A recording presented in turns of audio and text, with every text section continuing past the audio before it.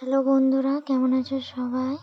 এই ভিডিওটা হচ্ছে জন্মাষ্টমীর ভোগ বানানোর, যেটা হবে সুজি, তারপরে তালবড়া, লুচি আর পোয়া,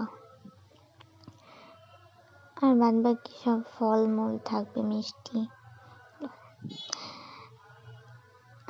তো প্রথমে ঘি দিয়ে সুজিটাকে ভেজে নিল ব্রাউন করে, তারপরে জল দিয়ে সেটাকে সিদ্ধ করতে দিয়ে একটু ফুটে আসলে তাতে চিনি দিয়ে দিতে হবে পরিমাণ মতো। তারপরে সেটাকে লাড়াচাড়া করতে হবে ভালো করে, যাতে কড়াইয়ে না লেগে যায় আর সেটা শুকিয়েও যায়। তারপরে একটা পাত্রে নামিয়ে রাখতে হবে। রাধাষ্টমীতেও ভোগ হয়েছিল আমাদের, সেটা হয়েছিল আতপ চালের ভাত, পোলাও, তরকারি, চাটনি, ভাজা, মিষ্টি, এগুলো সব হয়েছিল, পায়েস।